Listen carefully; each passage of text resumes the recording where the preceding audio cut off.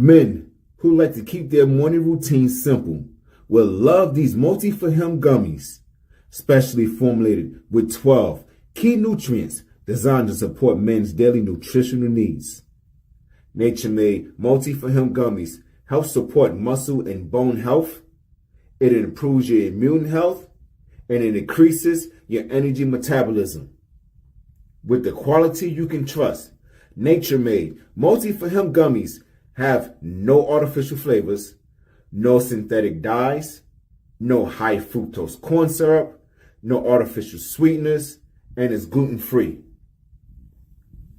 Pharmacists around the world have recommended Nature Made to be the #1 vitamin and supplement brand. So when you need something that's going to help you get you through the day, when you need something that's going to increase your energy to help you get you through that workout, to make you perform as an elite athlete at the top of your ability, try Nature Made multi-for-him gummies, because you don't want to stop. To the 12th round.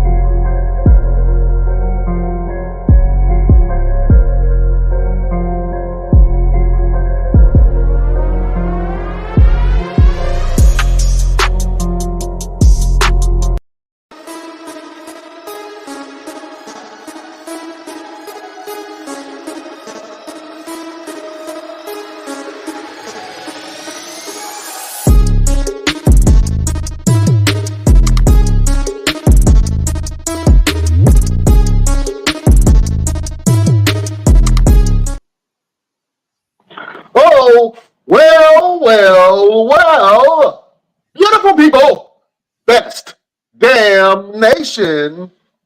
It is a beautiful day in Zamunda. Welcome to the Best Damn Wrestling Podcast. My name is Bryan Renegade, and with me, I have the best damn crew. First of all, if this man walks up to your car while you shopping, throw all your groceries in the car and get the hell in there, turn the key and drive away. He is the green-eyed bandit. He hurts people. He fights people. He's your mama's favorite wrestler, and he can whoop your daddy ass. The maniacal evil Roosevelt was had. I like to fight. I don't like violence. I don't like violence. Yes, you do. No, I don't like violence. I don't like violence. Yes, you do. Why you lying on the Lord's Day? There's a difference. This is the day that the Lord has made. Let us rejoice and be glad in it. Oh man. It's good to see you, my brother. I see you got the peach fuzz at top. You know what I'm saying? You trying to let your head grow back in? What happened to the bald brothers, huh? What happened to the bald gang? How do y'all keep it so smooth and going? My hair grows. Look, I'm a Super Saiyan. It grows fast. Like it just. You know how you combat that? You gotta shave fast. That's it. You gotta shave. Soon as you feel the bristles, something you gotta shave. That's it. You gotta be smooth hair, brother. I'm gonna be shaving every day. Yeah. Get used to it. You know what I'm saying? That's part of grooming. You know what I'm saying? Don't you do something with your beard every day? No, I don't. I just give it a good wash. I don't trim it. I don't shape it up every day. I don't You just put juices and berries in that shit, huh? yeah, Okay. juicing days. And look, you know what's crazy? Let me see. My hairline just grows right back in, just perfect. Like I ain't gotta do nothing to it. It just comes in like Lucky you. You know what I'm saying? If my hairline grow back in, I'm gonna have a George Jefferson. You know what I'm saying? You know what I'm saying? Moving on up type hair. You know what I'm saying? But beautiful people, welcome to the show. Thank you for joining us. You could have been anywhere in the world, but you ain't. You're right here watching my beautiful face and listening to our silky smooth midnight thunder voices. You know what I'm saying? We appreciate you, everybody in Radio Land on Spotify, Pandora, iHeartRadio, all of those platforms. Thank you for listening to us. Shout out to the truckers. We're gonna go ahead and do that thing first. You know what I'm saying? Shout out to the truckers and everybody that listen to us around the world in Brussels, London, Australia, anywhere that you can get your podcast. You can listen to the Best Damn Wrestling Podcast, and we appreciate it. You know what I'm saying? We appreciate the love. Roosevelt, what's happening? man, nothing. Just getting ready for all these wrestling matches. And in fact, I want you to go ahead and play that beautiful being footage for me real quick. Because I got an announcement. I got a match coming up, ladies and gentlemen, that I'm going to beat this man up. And I swear for Lord, it's been manifested. I think we talked this up and we made it happen. So, Brian Renegade, go ahead and run that beautiful being footage, if you please, there, sir. If you accept this challenge, Mr. Austin Aries, by the end of the night, I only want you to do one thing and one thing only. And I say my name loud and proud and with conviction. You don't want me to tell you the rest. I was about to say the rest. I wanted to see if you were brave enough to say it. This motherfucker just cut a promo on me? He just cut a promo. I almost feel like I have to retort, don't I? Go ahead. That's their promos. Let's go. Go at it. But not Daniel. You need Austin Aries to cut this motherfucking promo, right?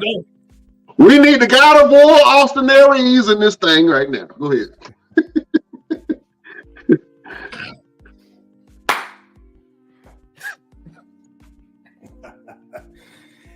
Mr. Everything, right? Well, you know, in my history, my friend, if you're everything, you're nothing. And that's what you are. You're Mr. Nothing. But you want to challenge me? You want to step in the ring with me? What makes you think you have even earned the level of status it takes to get in the ring with a 5-time world champion? You know, you think that you're Mr. Everything. Well, I'm Mr. Anything. You know what that means? When you step in the ring with me, I will do anything to win, which is why I'm a 5-time world champion and you're a no-time world champion. Remember that. Woo!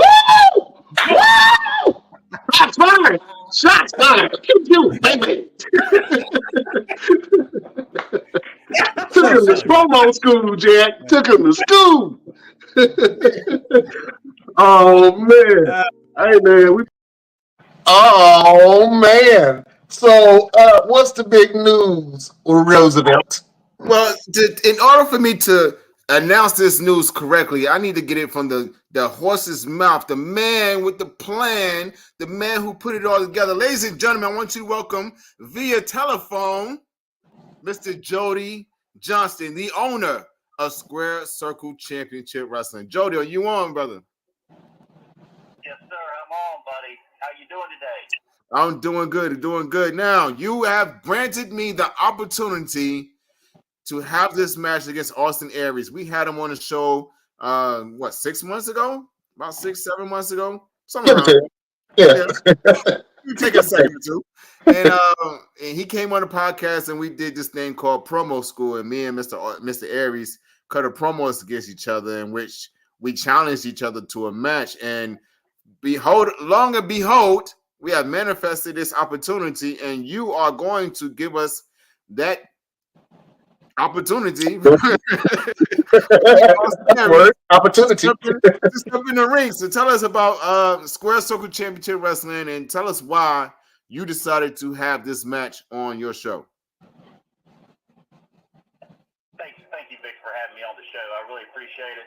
Square Circle Champions has been around since 2019. I started the company with aspects of having to grow and getting the best talent in on the roster practically every show. I was lucky to have our champion, which is Mr. Number One, of course, and Mr. Everything himself, Victor Andrews, going up against the number one contender for the SEC Heavyweight Championship, Austin Aries. We're happy to have him on the show. He won the number one contender spot against the god of the Milky Way galaxy, Aunt Dominique, on the previous show. And it's going to happen September 21st. The doors are open at 6 o'clock, showtime 7 o'clock. It's going to be in Ferguson, North Carolina at the Mount Pleasant School. Address there is 532 Champion, Mount Pleasant Road, Ferguson, North Carolina. We'd love to have you guys. Please join us. We're very happy to have both of them. We've got several championship matches going on that night, too. Now, I first met you years and years ago, and you actually own a comic book store. Tell us about your transition from owning a comic book store to opening up your very first show of your wrestling company, and what gave you the motivation to start running a company? Well, if I make it to January, Victor, my Hero Class Collectibles is the name of our comic book store.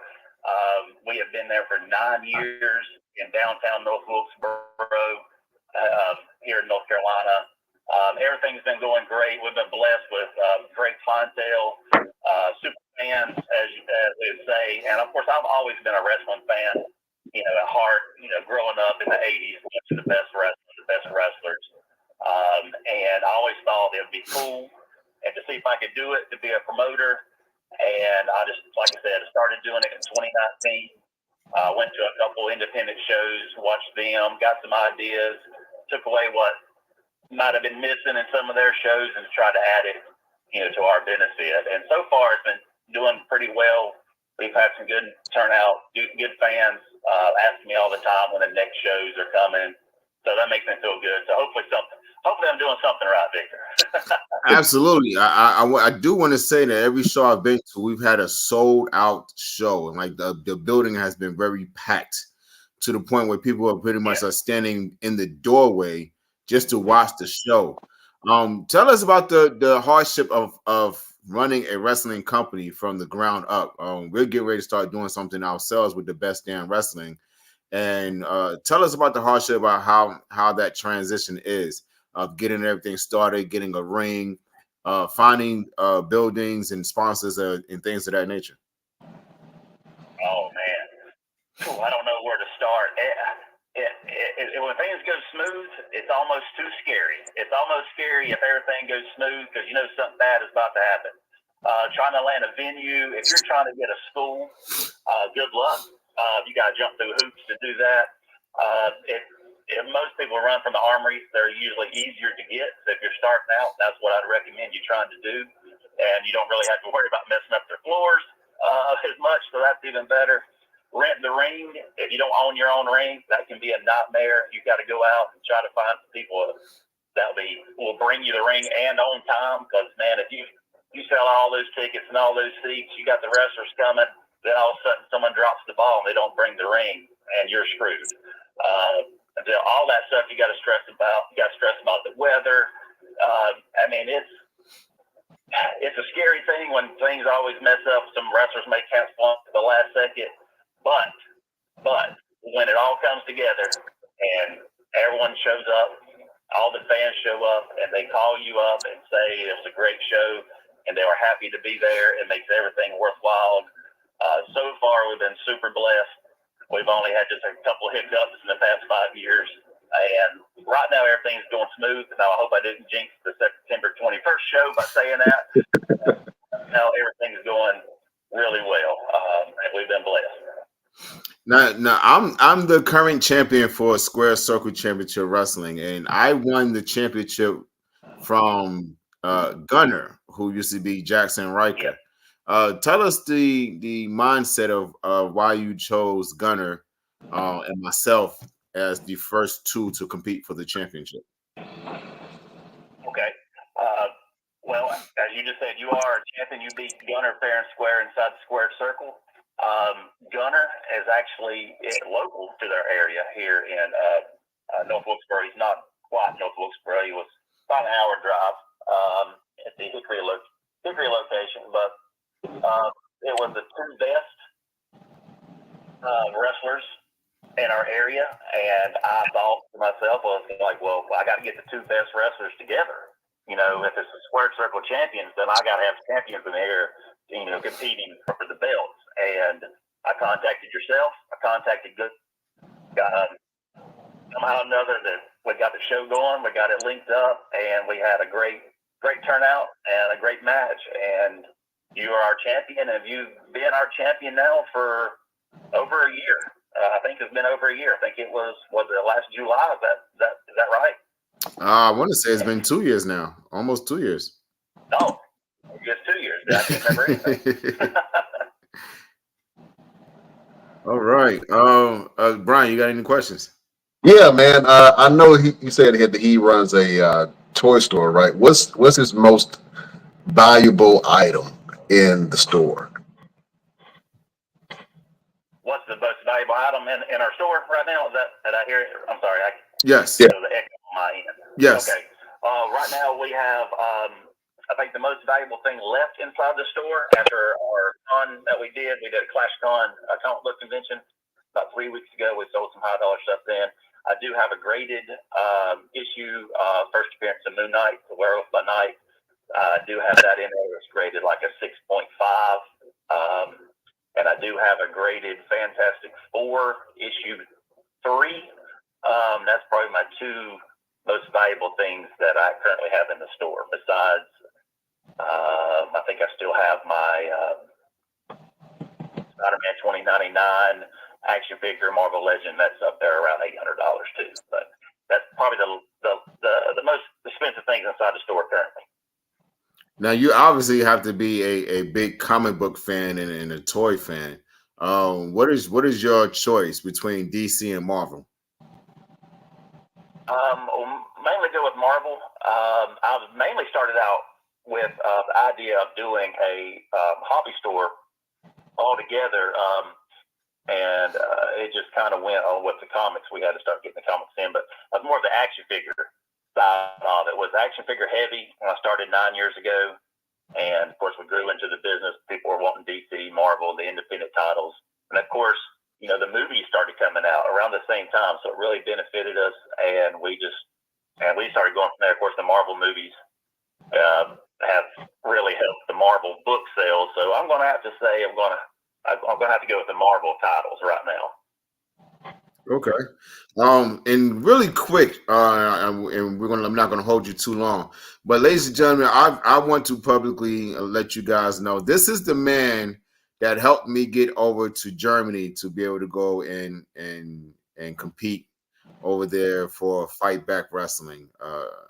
Me and Jody talk very, very often, and sometimes he just contacts me, and I feel like God to be sending him my way sometimes because he just pops up out of nowhere. I'm like, hey man, you all right? What you got going on? And I tell him, and he was the man that actually sponsored my trip to go over to Germany, to go over there and experience what I experienced. And I've told him before, and I'm gonna tell him again, you know, you were a blessing. You've always been a top-notch guy since the first day I met you when I came into your comic book shop and did the autograph signing.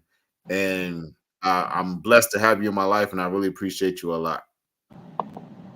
Thank you so much for that. Happy to have you in my life too, brother. Anytime you need anything, you know, I'm always here for you. Just give me a call. I helped you out, obviously because I wanted to, but I wanted the world to see how I think you are. I think you're a wonderful person. I don't want to show the world how great you were over there too, buddy. And I know you rock the crowd. Thank you. We do this thing that we every week where we give a final word to the fans of motivation or something to kind of keep them uplifted and encouraged. If you could give a final word, what would your final word be to the Best Damn Wrestling Podcast? For all the fans out there, the final words is keep rocking and rolling, doing what you want to do. If there's something out there you're dreaming, just do it. You only have one life, and rock and roll it just like we do at the Squared Circle Champions. I mean, that's probably the best advice and best words I can probably give you guys. All right. Jody Johnson, ladies and gentlemen. Jody, I appreciate you, and I will see you in a couple of weeks. Sounds great, brother. Look forward to it. Thank you for having me. All right. All right. Thank you, Jody. Thank you. Bye-bye. Got a cat named Jody. Oh, man. Thank you to Jody, man, from Squared Circle Wrestling. I think that's going to be one hell of a match. Are you going to be babyface Mr. Everything, or are you going to be the dark, maniacal, evil Roosevelt? It all depends on what Mr. Aries trying to do. You know what I'm saying? Depending on what he's trying to do. He want to come in and he want to have a nice competitive match. I'll be nice and calm, Mr. Everything. But if he want to fight, and we're going to fight, just knowing that I'm walking out of that building, still the Squared Circle Champion, heavyweight champion. Okay, all right. Roosevelt versus Austin Aries is going to be one banger for the ages, man. But first of all, let me introduce you to the best damn crew. First of all, this man is plotting on world destruction right now. Don't seem like it, but he is. Mm-hmm. He's the genie of the Best Damn Wrestling Podcast. He is the dawn of the Best Damn Wrestling Podcast. Beyonce's real baby daddy, the one and only LP. What's happening, my brother? What's going on, fellas? It's good to see everybody. Oh, Chef showed up. We get to talk about Braun Strowman getting his ass whooped today. Absolutely. Oh, man. Chef is in the place to be. Oh, man. He probably up there cooking some steaks and some scrimps and some lobster tails right now. He is a very highly decorated chef, the one and only Chef Showtime. What's happening, Chef? What's good? How you guys doing? Man, we don't get to see your teeth, huh? We don't get to see your nostrils flaring up, huh? Where's the visual? I'm at work, So. Oh, okay. Yeah, I don't want you to get fired on your day off. So yeah, we're gonna keep that thing going, man. Hey, we got some of the Best Damn Nation chiming in. Teach Austin Aries the lesson to never touch crispy. To never touch crispy Hemsworth again. I didn't say it. That is the fans. If you go back and check out the interview, you can see our interaction and our questions about that with the great Austin Aries, man. We had a great interview with Austin Aries, so if you haven't had the opportunity to go back and check that out. And LP, this one for you. Beyonce's real baby daddy. Damn right. Yeah. Damn right. Yeah. But man, fellas, what's happening with your LP? What's happening with your Chef? Go ahead, LP. Oh man, same old. This, me working on every damn thing. If I can, since he don't use that name again, I might call myself Mr. Working on Everything. Since I ain't Mr. Everything. A Renaissance man, for real. Yeah, I might have to steal it since it's on the cut room floor. Oh man. Just running it out. Man, so you guys, if you got an opportunity, go check out One Click Photography Shoots with your boy LP. Chef had to jump off probably because his general over manager was coming. He didn't want to get fired. There you go. Now he came back. They left. It's okay. Chef is back. Oh man. Well, listen, fellas, it's been a long time since we have been together. Let's talk wrestling. Oh man. First of all, AEW just had their event All In London, and I would say that it was a very, very successful event. Everyone seems to have enjoyed the night. Not all matches hit on all cylinders, but overall, I think that a lot of people enjoyed what they saw. It was a lot of surprises to come. Did you guys get to check out AEW's All In or just see some clips from it? And I want to just get your takeaway on if AEW is that alternative program to WWE. I know it is to a lot of fans, but do you think that they are starting to compete a little bit with the mega machine WWE? Let me ask that question to LP. I don't like the word compete because I don't think as long as they do what they doing over there, they ain't really got to compete. Because I mean, at this point in time, you can't really compete with WWE. Just like the XFL, no matter what they do, they're not going to be able to compete with the NFL. So, but I think that it's a good in-state option. It's either AEW. I think it's number 2. I think TNA is a close number 3 if you're a wrestling fan. But I think it's WWE, AEW, TNA, then maybe like Ring of Honor. I'm not gonna throw New Japan. I'm talking about like in the United States. Then I think you start, going down the line. I don't think a lot. I don't know. Maybe it's just me, but as a wrestling fan, I watch WWE and I watch some AEW.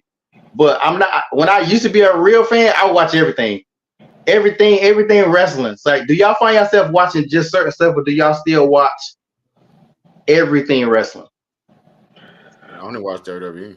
I gotta be honest. I only really watch WWE, but I also watch clips of AEW.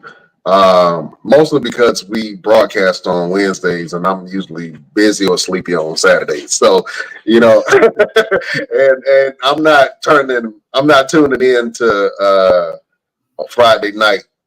I'm not sure if they still have the Friday night show, but SmackDown come on, and I'm not watching nothing else but SmackDown when that comes on. But I do watch a lot of stuff on the independents. I watch clips from the independent shows.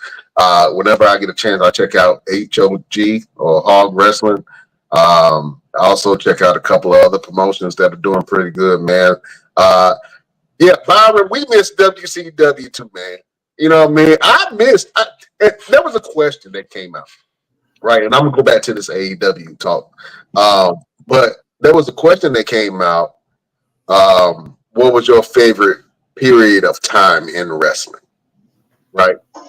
And I want to go around the board because I personally have to say that my favorite time in wrestling was when WCW and WWF at the time were having the Monday Night Wars. I literally, you know how you program your remote and like you'll hit the back button and go back to the same channel. I used to hit that back button every commercial. I used to go back and forth because WCW had stars back then that I loved and watched. You know what I'm saying? Booker T. I mean, just Sting. Goldberg. He wasn't the Big Show. Then he was called the Giant, but the Giant. I remember when the four. What is it? What was the group with Eddie Guerrero, Dean Malenko? What were they called? The Radical. Well, they were the Radicals in WWE, but they want the Radicals in WCW. What were they in WCW? They want a group. They want a group in WCW. They just left together, and then they became the Radicals when they got to WWE. But they were not a group in WCW. Okay, thank you for clearing that up. But yeah, man, I love that period of time with the Monday Night Wars just because I can flip between both programs, and both programs had absolute stars. I think the AEW is very comparable to AWCW, but they just don't have, well, I can't say they don't have those main event stars because they do now. You know what I'm saying? Now, are they pushing the company into the direction that they need to be able to really, really compete with WWE? I'm not sure.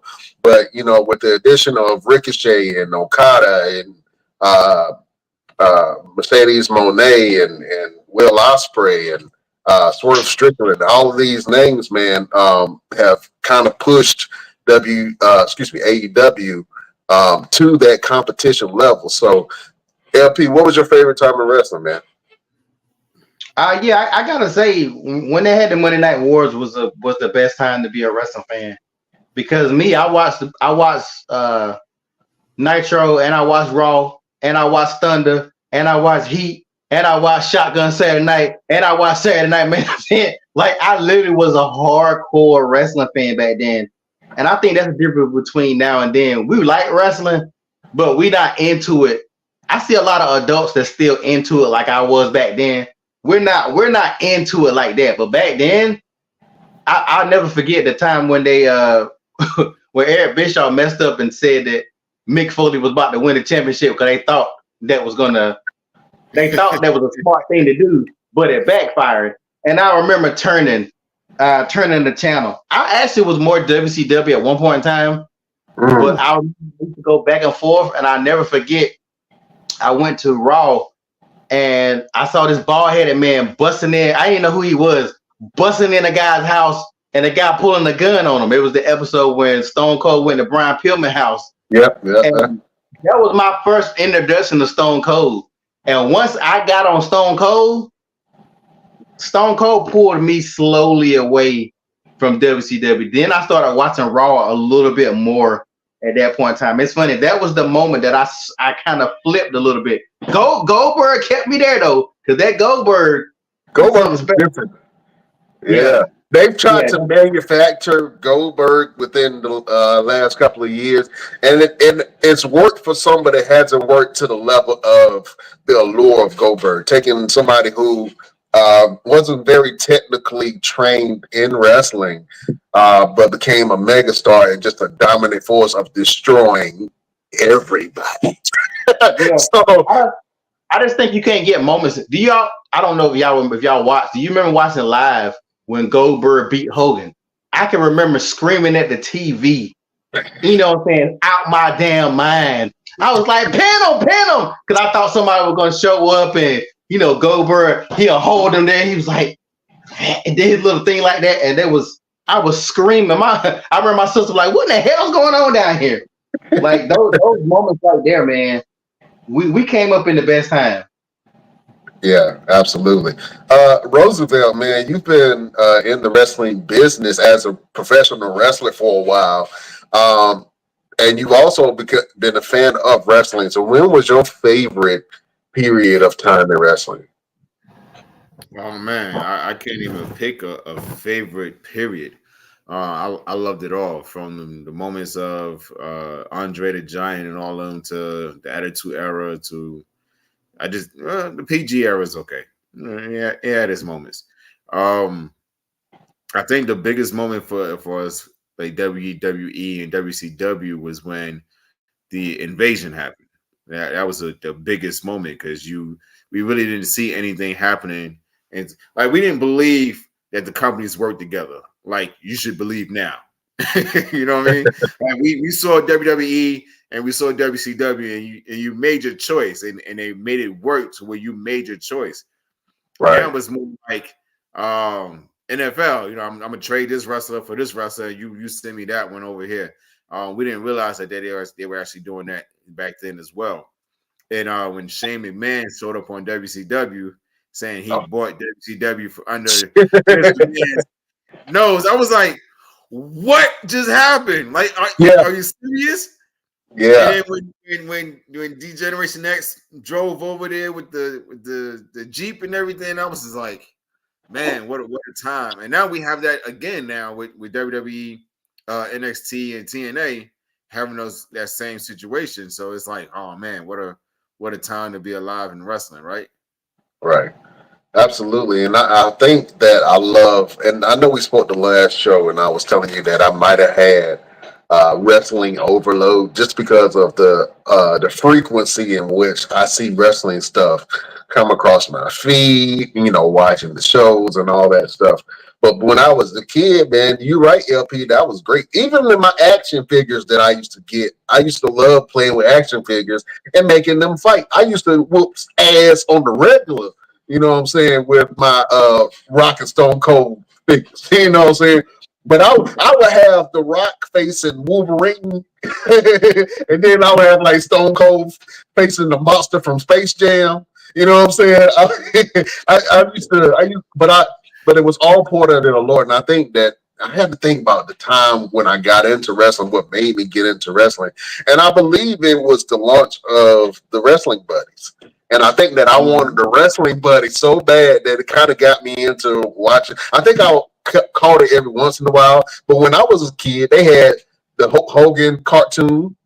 You know what I'm saying? They had the Wrestling Buddies, and then wrestling was integrated into media, mainstream media, to the point where Hulk Hogan was in Rocky, and you will see different features of wrestlers in your TV shows and stuff. They were larger than life stars. You know what I'm saying? For some reason, that's not the goal now. You know what I'm saying? That's not the goal, is to be a star in the wrestling business. You know what I mean? Some people are just happy being wrestlers, and that's great. You know what I'm saying? One person that was just happy to be a wrestler, now he's a champion in AEW, and we're gonna go back to circle back to this All In event, where I think that Daniel Bryan got his retribution against Kofi Kingston by beating Swerve Strickland. I said it out loud. I said it out loud. Daniel Bryan got his payback because Swerve Strickland was thanking Kofi Kingston for being the first wrestler. And I love that Kofi Mania moment, but Swerve Strickland has done something in AEW by becoming the first black AEW champion and made it be known that he wanted to be the first black AEW champion. Now Daniel Bryan has the belt. Man, what do you think about Daniel Bryan now becoming the AEW champion? Because we were thinking that he might retire. We've been hearing murmurings that he might retire. Now he's the champion. And I think that it's long overdue. And I think they should have put a belt on Daniel Bryan a long time ago. You know what I'm saying? And I kind of feel like the momentum that Swerve Strickland was having has been derailed. You know what I'm saying? Because Swerve Strickland was bringing a lot of odds, especially in the hip hop world, because he was bringing rappers in, he was bringing entertainers in. He had a really fun title reign, and I like a lot of people that I've seen before. You know what I'm saying? So, what do you think about Daniel Bryan now becoming the AEW champion? Let me go, Roosevelt. It's one of those moments where Daniel Bryan was in a casket in terms of his career for a very long time. You know, he had all those injuries and those neck injuries, and then he came back from that, and now he's performing on a top level that I don't think anybody expected him to be able to do after all the injuries he's sustained over his career, especially with his neck. So him to be able to become AEW World Heavyweight Champion at this level of his career and his life.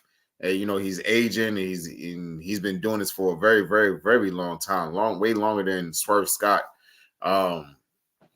It's like a prelude to him walking out the door for me. I think it's like the last ride. Let me get one last run with the title, and then I'm gonna go ahead and fade to black or ride that proverbial horse into the sunset type of deal.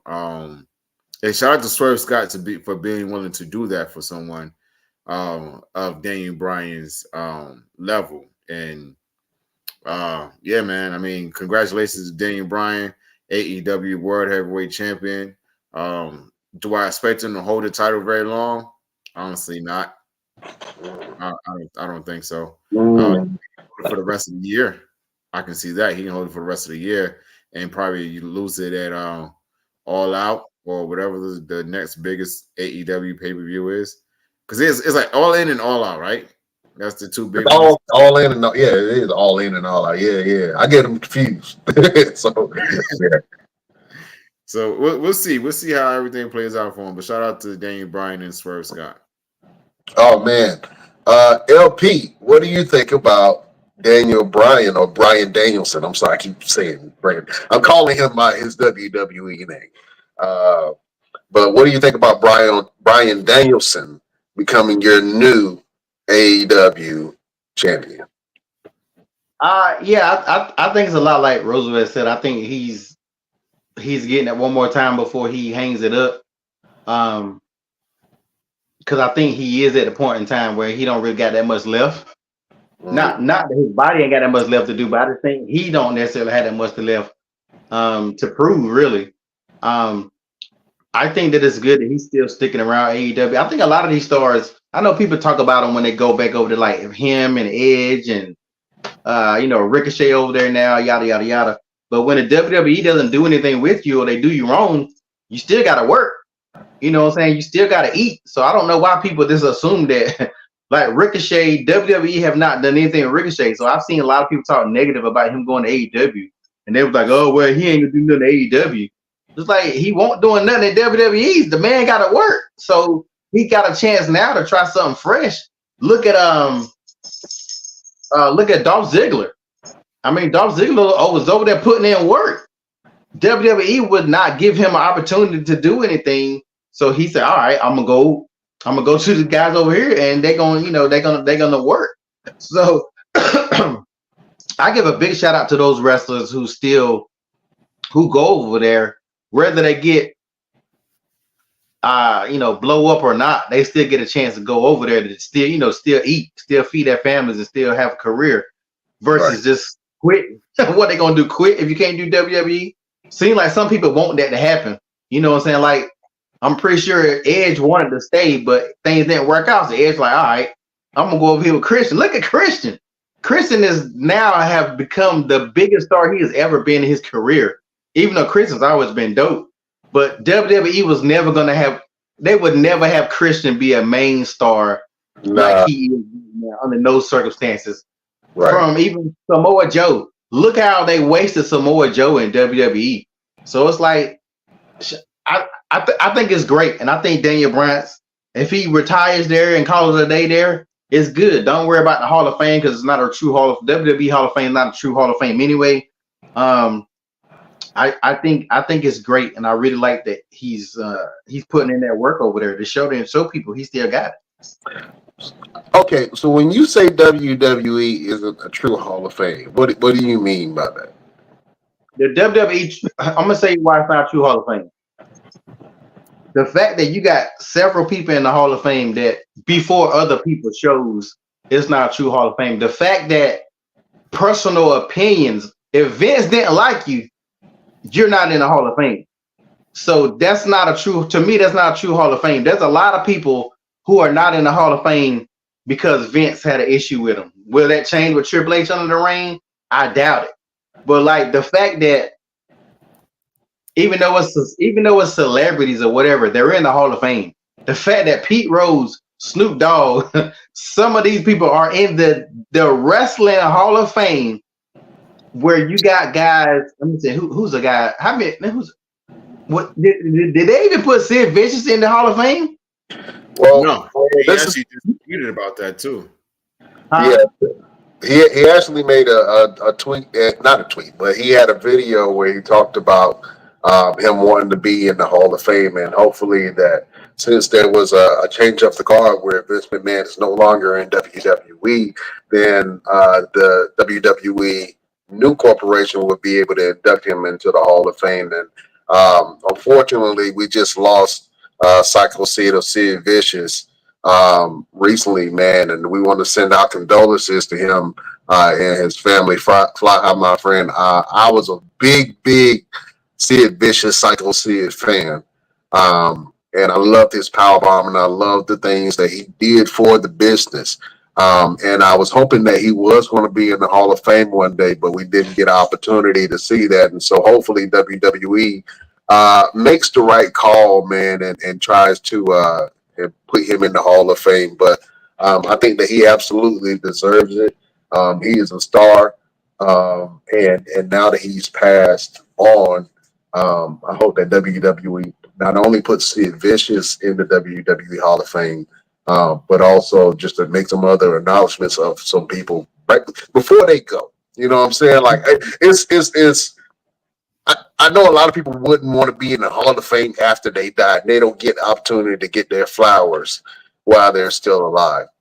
That's why I'm happy that they gave Thunderbolt Patterson his flowers before, saying he transitions or whoever our stars are. But I think that the WWE moving forward probably should extend the Hall of Fame class to more participants, or just make it so that our legends that are passing. No, man, we just lost Sika and Alpha of the Wild Samoans. the Wild Samoans.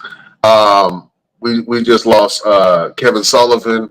A couple of other legends that passed away recently. It seems like every month now we're losing our legends.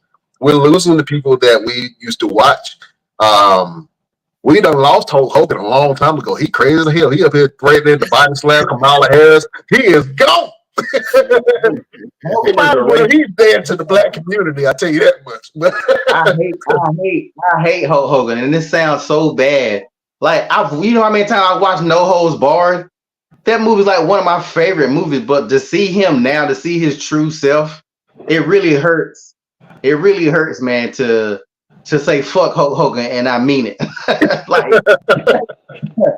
if I were to see him in person, I wouldn't give a damn. Like I wouldn't even front. That ain't not even a mention that when he fired that black girl not too long ago. I don't know if y'all was keeping up with that black girl he fired when he found out this she's supposed to be representing. He found out she was black, and then he got rid of her. Whatever. Like, yo, what the hell? So I gotta explain that story for context. So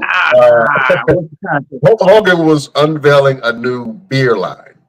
I believe it was American or All American, something like that. So he was unveiling a new beer line, and they were doing promotions from town to town. And so they would hire models or spokesmodels to come and promote the beer. And I think that there was a roster of people that he looked at, and one of the young ladies just so happened to be a woman of color, and she felt like she was discriminated against because when Hogan saw her picture, he let them know that he didn't want her as part of his promotion, and so she had an issue with that. She took to social media, and now we have this story of what we're talking about, where Hogan don't like black women, something like that. I ain't say it, but that's what the media is saying. You know what I'm saying? No color chicks, brother. No color chicks. Oh man, I know Hogan done swam in some Cocoa Puffs before. You know what I'm saying? Trying to act like he hasn't, but it is what it is. But yeah, he done lost his mind. But off the Hulkster, I think that WWE probably should extend at least for 2 more spots for their Hall of Fame spots to just give certain people like Bray Wyatt. I think that Bray Wyatt 100% belongs in the Hall of Fame. I mean, yeah, he does. I'm gonna say something that's gonna be a little bit. Maybe people might not like what I'm about to say. Watch your mouth. I don't know what you're about to say, but watch your mouth. Bray Wyatt deserves it, but Bray Wyatt didn't get a chance to really earn it.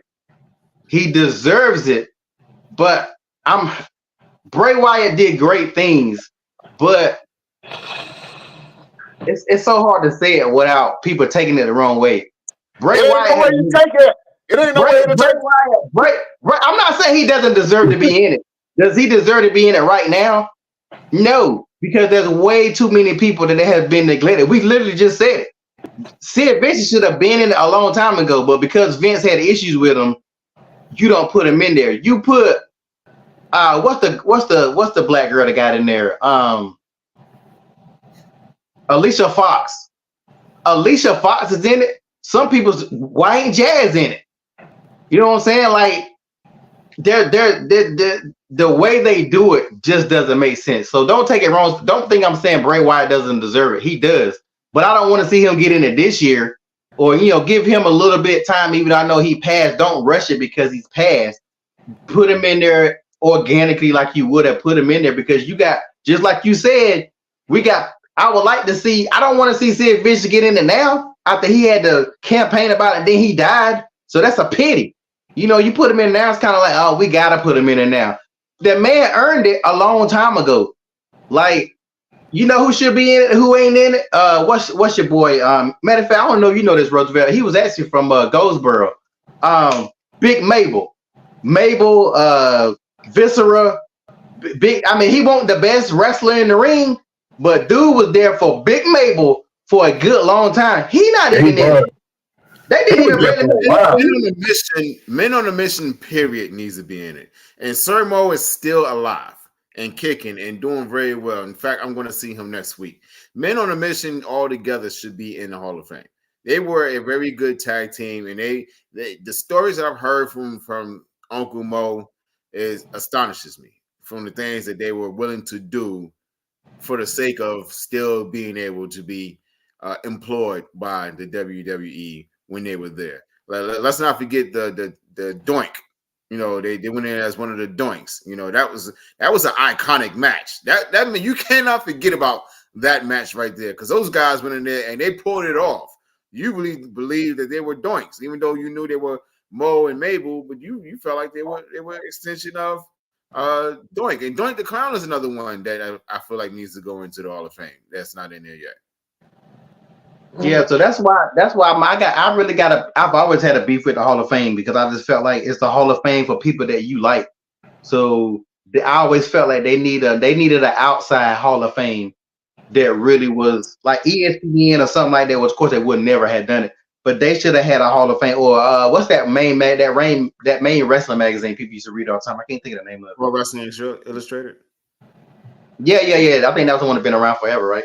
Mm-hmm. Yeah, like they should have had one, and an unbiased one.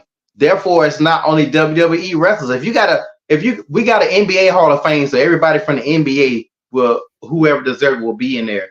Right. You got a WWE Hall of Fame. So what about Jay Lethal? Does Jay Lethal not deserve to be in the Hall of Fame? He's not a WWE guy, so he won't be in them. People want to talk about Hall of Fames, you only talk about WWE. If there are other Hall of Fames, they don't get no love like that. So we need a main Hall of Fame for guys that's not. Okay. I think you should have led with that one first. I think you should have led. Not just the WWE Hall of Fame, a whole pro wrestling Hall of Fame. Yeah. All together. Yeah, we were with you, but we was kind of like on the next lane, trying to figure out where the hell you got to get to the exit. You kept missing it, so we got you there. Yeah, you had a tire that was flat and on fire. We were just looking at it to make sure it was gonna make it to the next lane. I agree with you on that standpoint. I think that they should, and I think they do have organizations where they have Hall of Fame inductees, but I know a lot of promotions have their own version of the Hall of Fame. But I know what you're saying. There would have to be a governing body to be able to do that, though. And I don't know who would we trust enough to have that insight to be able to put some people in the Hall of Fame for wrestling in general. You know what I'm saying? You would have to look at who actually runs all these companies now, because everyone that started off is dead. Let's be honest.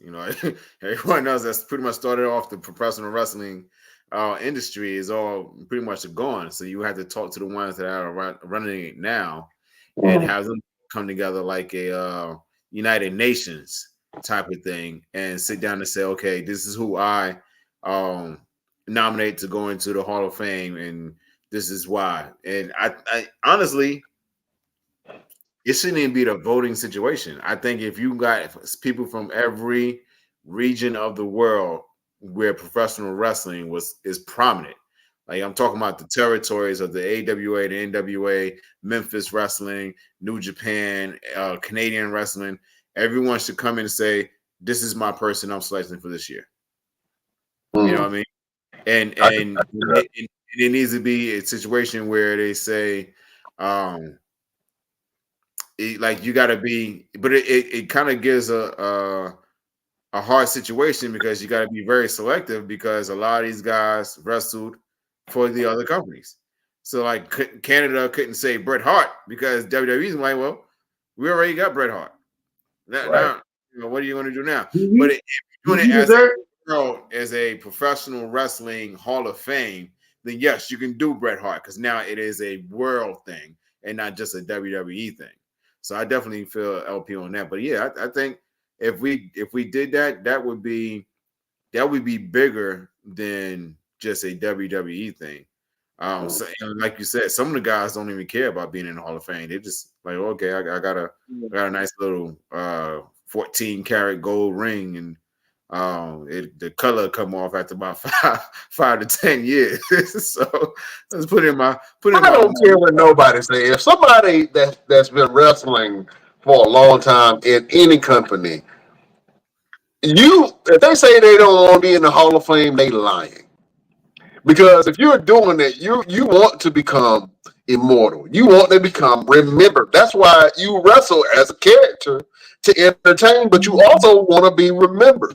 So it's cool if people remember you, but when organizations say they acknowledge you and acknowledge your presence and put you down in the pantheons of wrestling elite by honoring you to be in a Hall of Fame, I don't know no wrestler that does it. That doesn't like. But right now, the promotions that you've wrestled for, if they all had Hall of Fames, would you not want to be in it? I don't care how big or small it is. Yeah, definitely. But here's the thing: how many of these guys got into the Hall of Fame after the fact that a lot of these companies don't even like them or didn't really rock with them? Like, let's think about it. Like, Ultimate Warrior had a big problem with WWE, and they inducted him in the Hall of Fame anyway. So it's like, see, but that's why you need to do it. They inducted him after he passed, right? So that's where the situation comes in. Is like, all right, are you really inducting me because you really appreciated my work, or are you just doing it because you want to shut people up? I mean, I think as long as you in there, nobody ain't gonna remember the reasoning around when it happened. As long as you in there, I think that's all that matters. You know what I'm saying? As long as you in there, like that's just like going to school for 4 years and not being in the yearbook. You know what I'm saying? I want to be in the damn yearbook. Listen, my senior year, I made sure I was in the yearbook. I took a yearbook class. I was a photographer. I wrote poems. I did everything. I took pictures of all my friends. I was like, they gonna remember me. Straight up, they gonna remember me. It's the timing that's the issue. You know, you like LP say, you don't want to put these guys in the Hall of Fame after they pass. Give them their flowers while they're still here, so that way you can know they were appreciated before they died. You know, y'all should have an Indies Hall of Fame. You deserve to be in the Hall of Fame eventually if you decide to give it up. All the shit you done, like that. Maybe you can start. Maybe give some people, and it needs to be. You have to find a balance where it's not bias or whatever. Just like you said, that's probably the hardest part. But there's probably a lot of wrestlers that we don't know that you know that are considered indie or been indie for, they might be indie for 20 years. They still deserve that recognition. So yeah, it should be. That's why I said we do have that on the independents. A lot of the companies, they do like Hall of Fame shows, and a lot of them do it. I hate when they do it like this, but they do it around the same time everyone else does a show. You know, when WWE has their Hall of Fame, hey, you come into the ABC Hall of Fame inducting show, and it was like, oh, come on now, like do it on a different time when you have all eyes on you. You know, you're not trying to feed off of someone else's plate. The Memphis Wrestling Hall of Fame just happened, or getting ready to happen pretty soon, and Sir Mo is getting inducted. Ricky Morton just got inducted to a Tennessee Hall of Fame. So it's a lot of different smaller scale independent Hall of Fames that happen. And as you said, LP, it does have to be unbiased to where people can say, you know what, I understand why this individual was inducted into the Hall of Fame, rather than that was my boy and I loved him, Right. like the fans should be able to have some kind of say. So I'm like, yeah, I can understand why such and such was inducted into this Hall of Fame.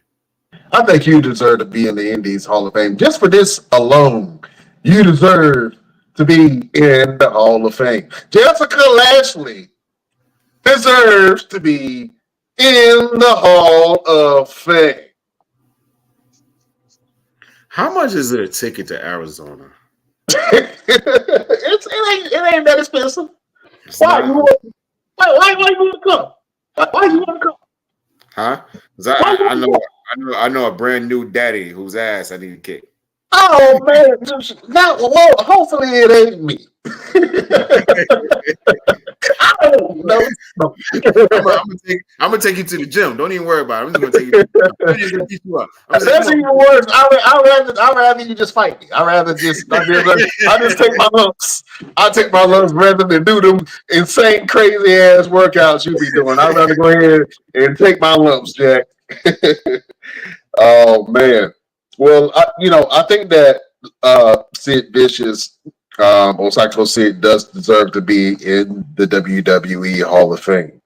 Hopefully, they hear the fans and try to do something about that and make those corrections. Man, I know it's a lot of people that deserve to be in the Hall of Fame, but I know we're talking about this because Daniel Bryan mentioned that he didn't care if he was in the WWE Hall of Fame or not.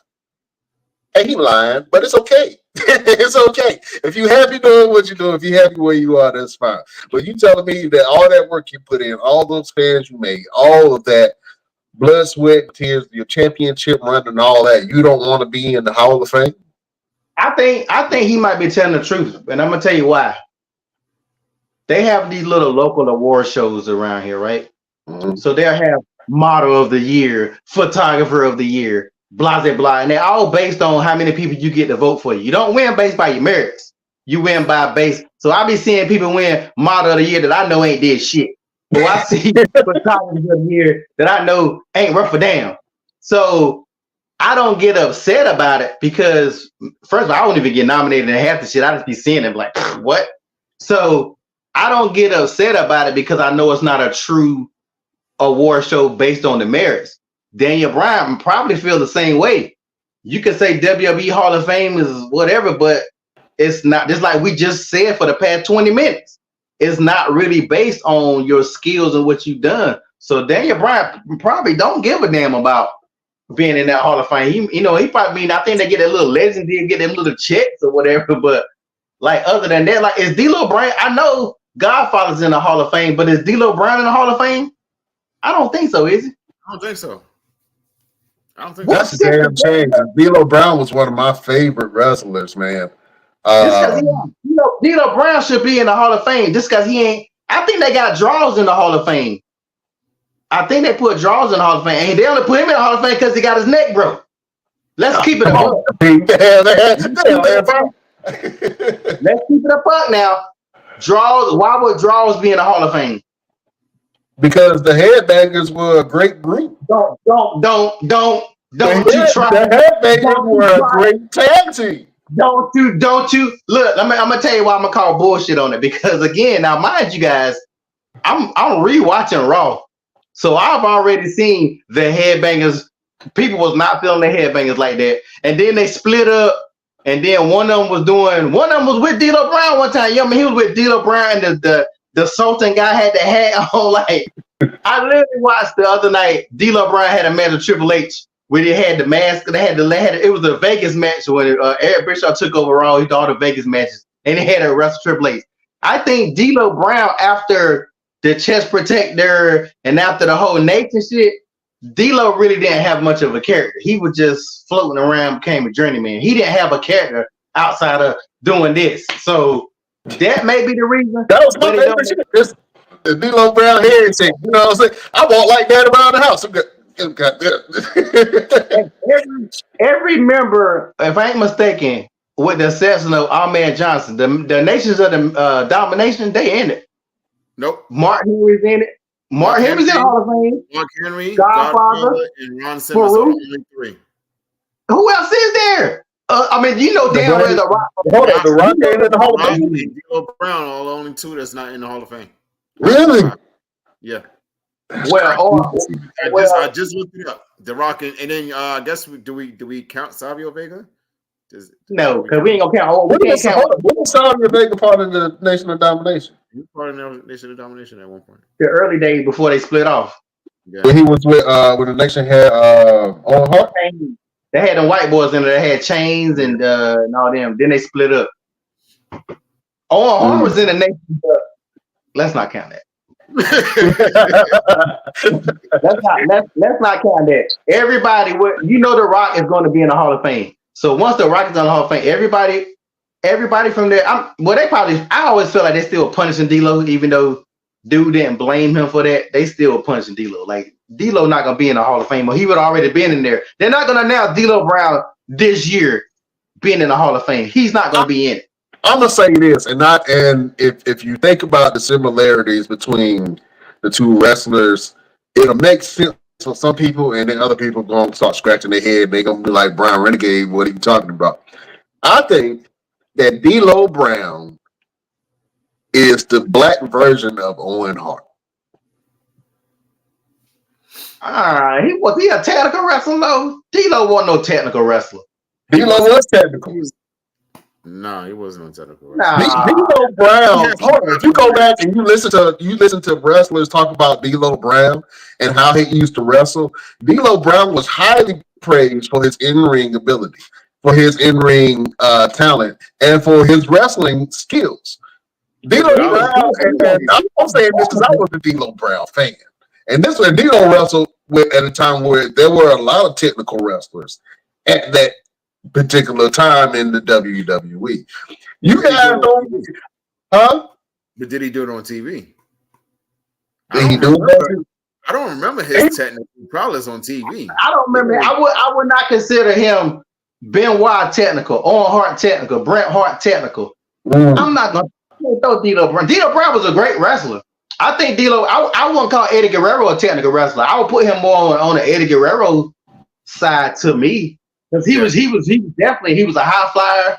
His front splash arguably is the best. You can always debate it. Anybody can argue. You can go either way. But he's in the conversation.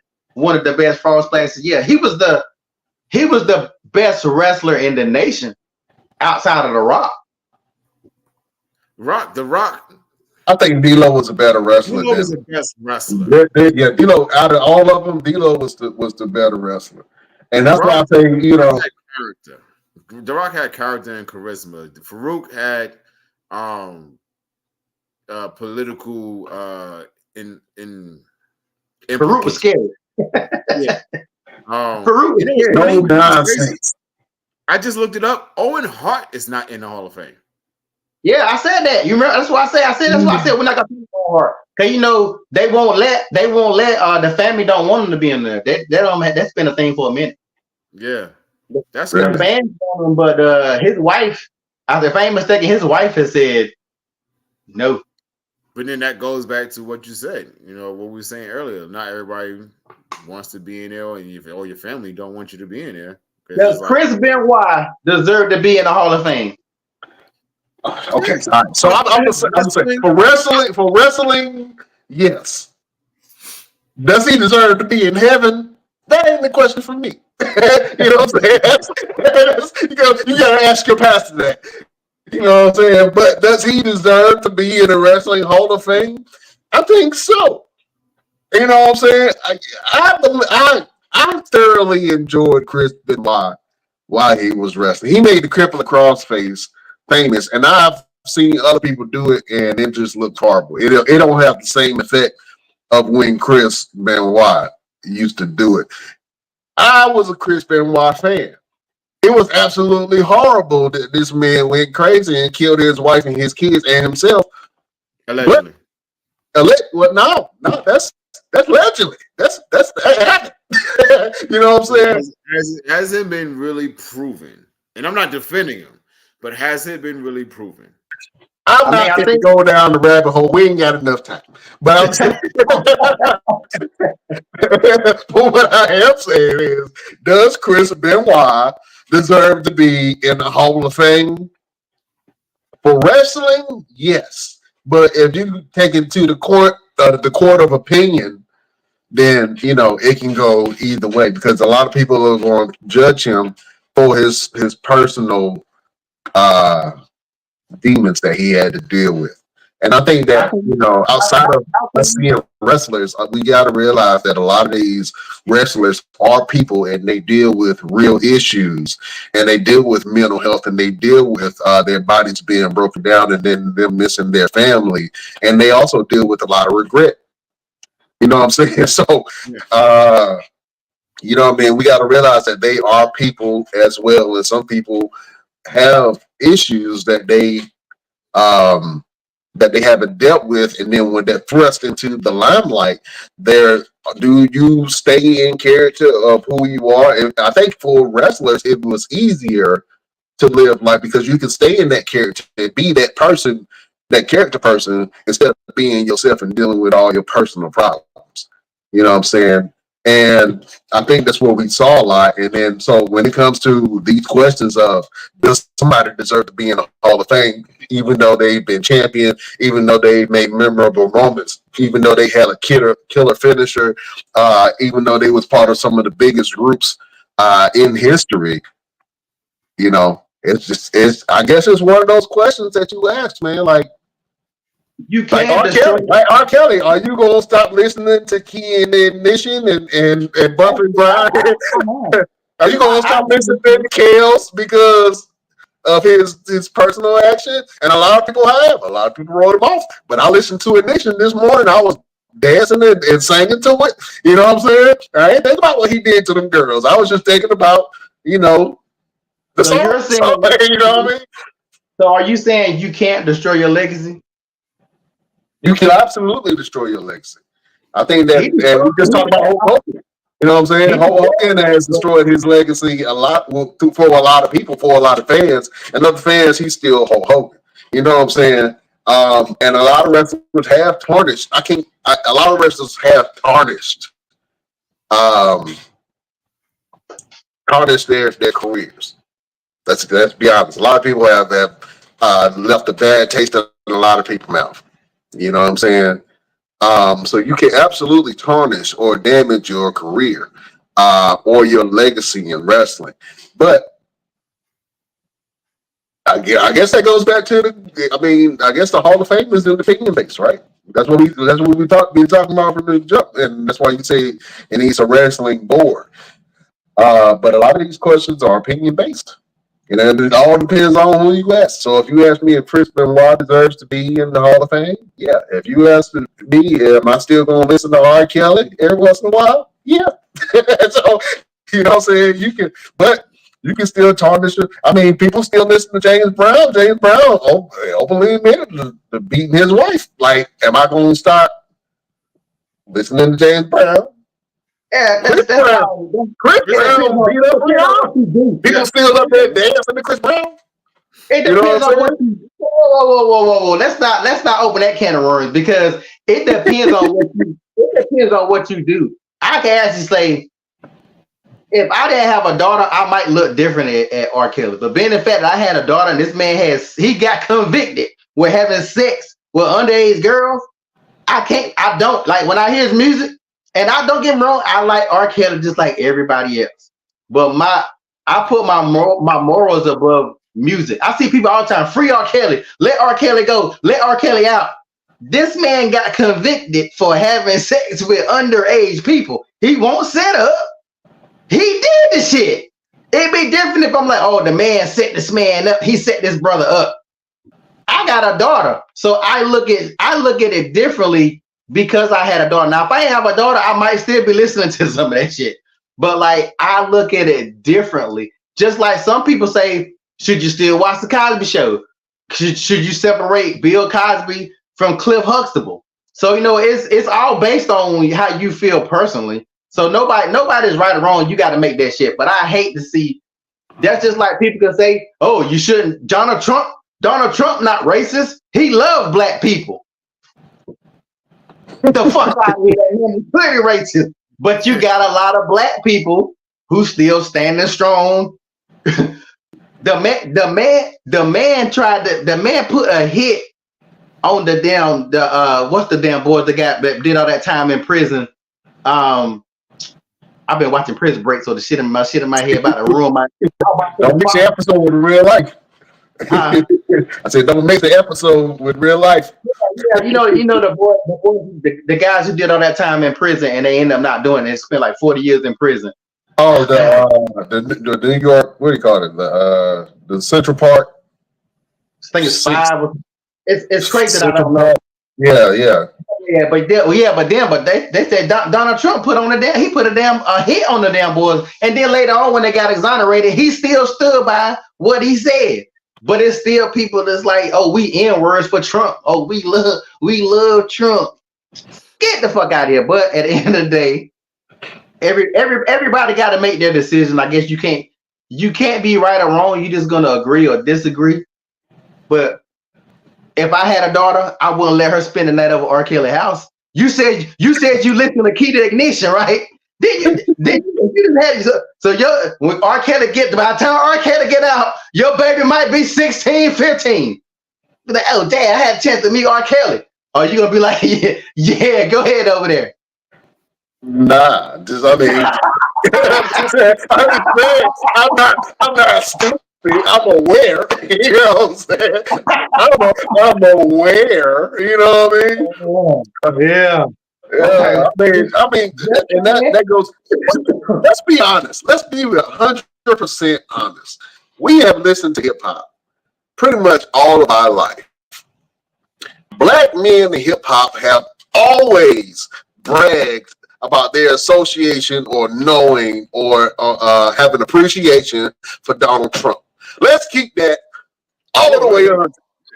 Bro, you can go back and every rap song that mentions somebody of worth, and if they will mention Donald Trump and his money. Nelly did it. That's different. I'm gonna tell you. I ain't mean to cut you off. Yeah. That's different because that's Donald Trump. Early Donald Trump, everybody thought he was the coolest guy. You remember Donald Trump came to WWE? Nobody knew Donald Trump like they know him now. So you can't use that. You can't use that. I remember seeing Donald Trump and Spin C with Michael J. Fox. He was in Home Alone. Like he was just known as the rich guy. Nobody knew. Now the Donald Trump now, ain't no rappers talking about Donald Trump now. So nah, you can't put it on the brothers, man. I ain't gonna let you do it. It still goes along with women talking about the character of people, right? So you see the character of the person and then the actions, and do you disassociate what society has deemed them as? For instance, like we're saying, the character of how you carry yourself carries a lot of weight nowadays. You know what I'm saying? But you know what? No, it don't. No, it don't. It used to. It used to. But people do messed up stuff all the time, and they still be looked at as a legend. You know what I'm saying? You know what's funny? We don't give a shit about AEW. Why you say that? Why you say that? We talked about one match. The entire damn show. One match. If we were talking about WWE pay-per-view, we would get through every single match before we went to anything else. We talked about one match from AEW, and that was it. Hey, let's jump on track real quick. Because there were some big things that happened at AEW's recent pay-per-view or PLE or whatever they're calling it. Well, let me talk about the big the big reveal, the big come out. Your boy Ricochet has jumped ship and went over to AEW. And I told y'all that Ricochet better leave Samantha Irvine ass right where she at. Samantha Irvine belongs to us. She belongs to WWE. She, you know what I'm saying? Samantha Irvine is for the streets. You know what I'm saying? So let us have Samantha Irvine and Ricochet. You can go and flip with your buddies in AEW and put on some subpar matches that most people ain't going to remember. But I love Ricochet. I love what he can do. Hopefully, he does a lot there in AEW. Do I see him becoming AEW champion? No. Can I say him holding a belt? Yeah, he's probably going to end up holding a Ring of Honor belt. It's gonna be better than that damn. It's gonna be better than that bullshit belt they gave me in WWE. What was that shit? The TikTok belt? What the hell that belt they gave him? The WWE Championship. That damn TikTok belt. Who got that belt now? Can anybody tell me? Can anybody tell me who got that belt now? Oh, Andrade has it right now. Andrade has it. Nobody gives a damn about that TikTok belt. That's not TikTok. It's X. They thought they were gonna keep him. They thought they were gonna keep him with that belt. He said no. He said, "Oh, bullshit." He ain't taking on TV or nothing. He was like, "Man, what is this?" Yeah, that belt is ugly. You know what I mean? That belt looked like a poppet. It looked like, you remember the poppet? Poppet. Yeah, twisted. Even that, I wish you had that. I wish you had that picture. What's that game? Simon Says.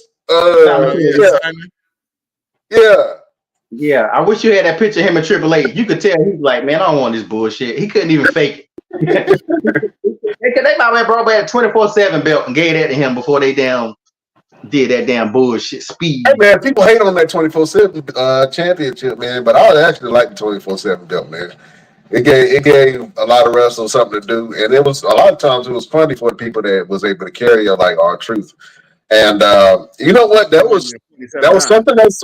I know we keep missing the AEW thing, and I talk about other things, but we had R-Truth on the show a little while back, man, and there was another interview that R-Truth did, and I don't have the reference from it, but I know that within that article was stating that he wished that he would have went about his career a different way because he feels like he might be pigeonholed in this comedy kind of slot that he has now. And R-Truth he might be. He is. He is. Yeah. But to be honest with you, the wrestlers that we do remember the most all had some type of comedy spots. Like Kurt Angle had a lot of comedy spots that I absolutely remember and love. You know what I'm saying? Booker T had some comedy spots that I love. When he was with Swerve Booker or King Booker, and when he was in the grocery store getting his ass whooped with some salami and pickles and shit by Stone Cold Steve Austin. You know what I'm saying? He got his ass with a loaf of bread and grocery stuff, and we still remember that. You know what I mean? So some people, wrestlers, do comedy spots, and I think that when it comes to the comedy spot, R-Truth is king. Yeah, absolutely. And to be honest with you, you can stay in that spot. You will always have a place because that will never get still. Ain't nobody looking for R-Truth in the ring. Like, we want to be entertained by R-Truth. You know what I'm saying? And I think that the TNA R-Truth, the angry, mad all the time, I didn't like that R-Truth. I was like, why is this guy always mad? Why is he angry all the time? And I know it got him over in TNA. And then when he came to WWE main roster, he had that. But I think that his comedic stint gave him the longevity that he has and made him a beloved member of the WWE family. So whether he looks at it like he should have been more serious or not, I mean, that's something that he would have to reflect on. But I think that he had a great career, and I think that he can continue doing what he's doing and having these comedy spots on the main roster for a very long time. Honestly, Yeah, it gives him a wider range, though, because if you can go from comedy to a serious, and it catches people off guard a lot faster than going from serious to comedy. Like, I can't sit there and look at you and be like, I don't believe it. Like, only ones that could really do it in their own way was like Stone Cold. You know, Stone Cold was serious, but whenever he had like a comedy spot, it was like, okay, that was funny. But then you went right back to wanting to see him do the seriousness. When R-Truth does his comedy, it's comedy, it's entertaining. But when he gets in the ring, he wrestles, it's like, oh shit, that's right, he does wrestle. Oh shit, that's right, he is dope. Okay, cool. Yeah, but people don't mainly remember him for the Little Johnny and all the comedy stuff. When they talk about great wrestlers and some of the best wrestlers or best, I ain't even gonna say best black wrestlers, it's best wrestlers. Nobody puts R-Truth name in there, and R-Truth was really good in the ring. Like, you saw it more when he was on his serious side, but he was a beast in the ring. But people don't remember that. So I think when he said that, it's more in the point of people gonna remember me as Little Jimmy and being this clown, but nobody gonna really remember me whooping ass. Because when him and the Miz was heels, him and the Miz too. Now the Miz can do his comedy stuff now, but the Miz had years of being shown what he was. R-Truth, they always want to keep him just like same thing I say about the New Day. Everybody love the New Day or whatever, blah blah blah. But I just was never a fan of all that shucking and jiving, man. Like, I think that Xavier Woods is highly underrated. Why is Xavier Woods highly underrated? Because he was pulling pancakes out his butt crack and blowing a trombone instead of getting in the ring and showing everybody what he can do. Number 3, okay, or 6, or whatever number he's at. But that's Francesca. Francesca. Real quick. I agree that and we talked about this the last show, Roosevelt, that Xavier Woods is probably one of the best wrestlers on the roster right now. And even though he is short of stature, Xavier Woods can go, and he's a real he's a real wrestler. You know what I'm saying? Along with Chad Gable. And I think I'm always give that match Xavier Woods and Chad Gable had together praises, man, because I love the way that Xavier Woods and Chad Gable can go on the ring. Now, LP, speaking of Chad Gable, you mentioned that there was no way in hell that Uncle Howdy would beat a Chad Gable.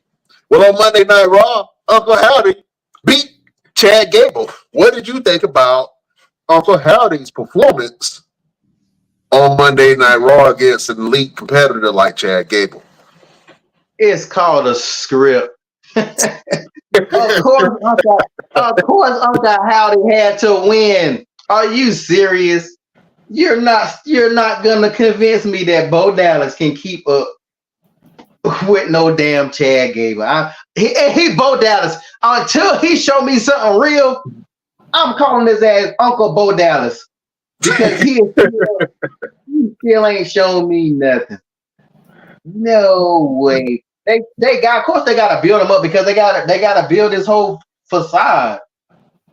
But come on, man, stop it. Let's not act like Shorty G. I just love calling him Shorty G. I like the Shorty G thing. I'm sorry. Shorty G character. He hated the Shorty G character. I 100% believe that Shorty G character made Chad Gable. And whether he wants to gloss over the Shorty G character or not, Shorty G got over. And Shorty G was a bomb. Shorty G was a bomb. Yeah. But it's like when I go back and watch, like we just actually just mentioned a while ago, how Kurt Angle had his stuff when he was funny, because Kurt Angle was funny a lot of times actually. But when you get in that damn ring, Kurt Angle flipped that damn switch. He didn't play even when he was a heel. He didn't play that heel that was afraid or had to cheat. He still went in there and bust your damn ass when it came to that ring, and I think that's what made the difference. I would have loved to see R-Truth do all that silly stuff, but like, it's all funny to see R-Truth pull out a ladder during a tag match or something, just something dumb. It's entertaining, but still, I want to see R-Truth before he gives it up. I want to see him have a straight up match with somebody, like his last match, where hopefully your boy ain't break his back and he gonna come back. He might already be damn done. Well, that's a good transition over to a new star that has been made on Monday Night Raw, and I was happy that he had a great run in NXT, and he became the North American champion. He was let go a little bit after that. I believe he was brought to the main roster for a little bit, and then he was let go. No, it was never brought to the main roster. He was in NXT, and then they released him. And then he went to New Japan, rediscovered his character, and became a legit badass that he already was. Came back to WWE, and he kind of muddled around trying to find his way. And I think now he has now found his way. Bronson Reed has been squishing and destroying people the last couple of weeks. You know, and at first it started with Seth Rollins, where he tsunamied, which means that he just did this top of the ropes splash on him multiple times. I think it was over 6 times, 16 times, 7, something like that. He turned his insides to Campbell's. It was just, yeah. Whenever you have a man that's 300 plus pounds that's jumping off of anything and landing on you flush more than one time, your insides is going to be mashed potatoes. So Bronson Reed has, the last couple of weeks, made a name for himself by squashing not only Seth Rollins, but the beloved R-Truth, and also Braun Strowman, which he just destroyed he jumped off of a barricade, something like a concrete barricade, onto the top of a vehicle and crushed Braun Strowman, who is a babyface now, which that makes no sense to me. I don't know why he's a babyface character. I don't get it. But Bronson Reed is a legit badass man, and I think he's going to be a main event player probably next year. He's going to really solidify himself as a top guy and possibly get one of the belts, maybe the U.S. or the Intercontinental Championship belt. But what do you guys think about Bronson Reed? Let me go, Roosevelt. Man, it's about time. I'm going to be honest. It's about time. That man is a monster. And the way he moves and for him to be able to get in the ring with somebody like Seth Rollins and be able to keep up and doesn't have to slow down and the things that he could do as a big man, it's like the equivalent of what Keith Lee used to do. You know, he used to get in there and move with a lot of these guys, and people just be like, yo, how the hell are you moving like this? Look how fast he gets on that top rope for that tsunami. That's enough. That's enough for me. When he drops that tsunami and he gets back up and he goes back on that top rope, I'm like, ah, dog, you just jumped off. You back up there already? Golly. But I hope that they keep this push going. I want to see exactly what they're going to do with him. Because now you have him, and I think they did it too fast. With the Braun Strowman thing. Okay. Now where do you go from there? You just took out the biggest man that they have in WWE. Where do you go from there? Now you can't lose to anybody. You can't. You can't lose to anybody. You just took out the biggest man in WWE. If Seth Rollins come back and he beats you, you just killed everything you just did for that man. Everything.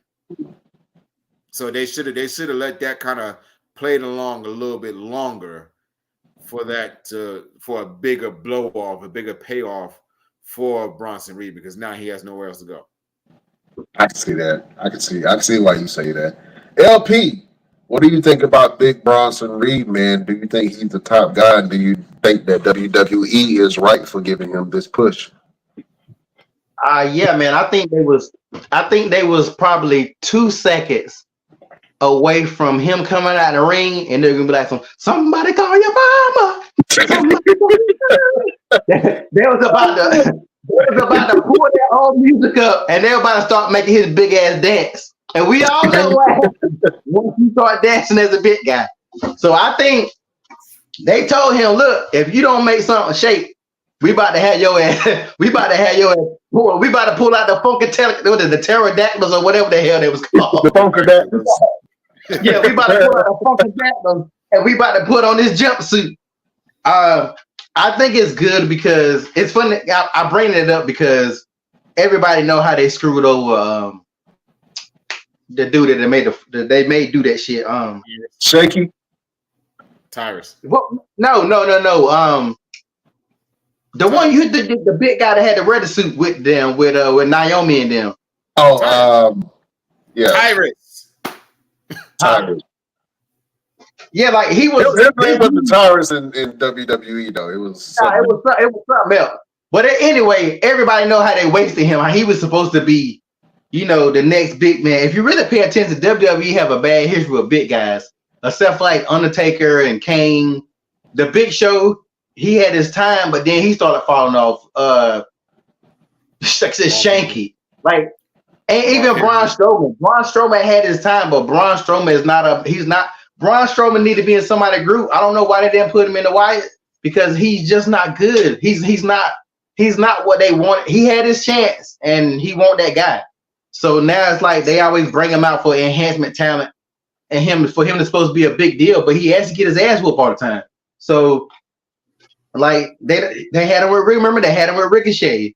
Then they had him, I forgot where they had him at. It's like, y'all once had this man flip over a car. After Ricochet, he was with Alexa Bliss. Yeah, like all this, y'all had this man flip a car over one time. After you flip a car over, ain't nobody supposed to be able to beat you. So just like you said, y'all can't have Bronson Reed do all this shit and Seth Rollins come back.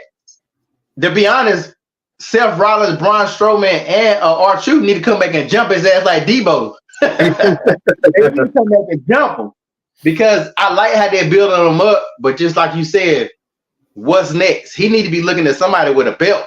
So now that he done destroy Braun Strowman, I don't know what belt. Who got well, right now, you know, you got the Intercontinental Champion. Bronson Reed? No, it's not Bronson. Braun Breaker. It was Braun. I was like, I know it's another Braun. I can't remember the name. Yeah, Braun Breaker is your Intercontinental Champion right now. So I think that Bronson Reed versus Braun Breaker would be a great match, to be honest with you. A very hard-hitting, powerful match. I want to see it. But you're right, where do they go with Bronson Reed? And are they pointing Bronson Reed in the direction of the champion right now? You know what I'm saying?